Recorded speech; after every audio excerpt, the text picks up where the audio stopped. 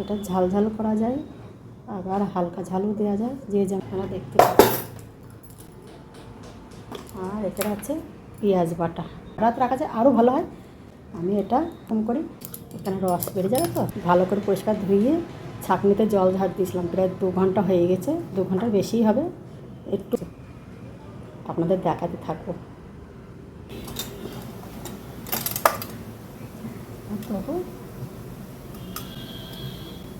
হলুদ আর দেবো না, এতে হলুদ আর দেবো সাদা তেল। এটা সাদা তেল লাগবে, সর্ষের তেল দেওয়া যাবে না,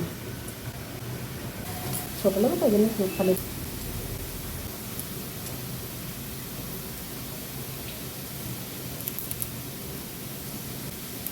পিঠটা আছে, এটা এখন ম্যারিনেট করে 1 ঘন্টা অন্তত রাখি, 45 থেকে 1 ঘন্টার মধ্যে রাখবো।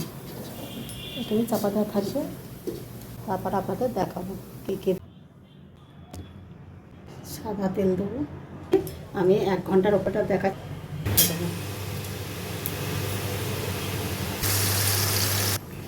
বার করে নিয়েছি।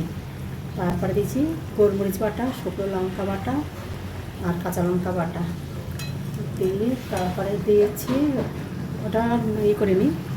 আর আপনারা দেখলেন তো সাদা তেল দিলাম কড়াতে, তারপরে আদা কুচি রসুন কুচি ফোড়ন দিয়ে তারপরে মাংসটা ঢেলে দিলাম।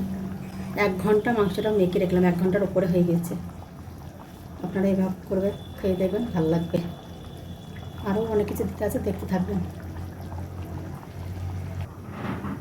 আজকে আমার আর সাদা তেল আর হলুদ সামান্য আর লবণ পরিমাণ মতো, তারপরে আচ্ছা করে ভালো করে কষিয়ে মেখে 1 ঘন্টা 2 ঘন্টা সারা রাত রাখলে আরও ভালো হয়। খুব সেম বেরোবে। অর্ধেক তো রান্না এটাই হয়ে গেছে মাখার ভেতরে। বড় লেবু হলে আধখান দেবেন, আপনারা ছোটো লেবু হয় তাহলে একটা দিয়ে দেবেন, তারপর ছিলেও করে নিতে পারেন ছেঁচি। ওটা দিয়ে দেবো ছাঁচাটা গরম মশলা।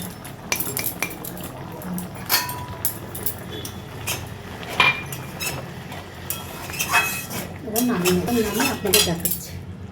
ওই দেখুন লেবু লঙ্কার চিকেনের রেসিপি হয়ে গেছে। আমি যা যা আপনাদের বলে দিয়েছি সেম তাই তাই করবেন, দেখবেন খুব ভালো লাগবে খেতে। ধর সবসময় তো একঘেয়েই মশলা তরকারি ভালো লাগে না।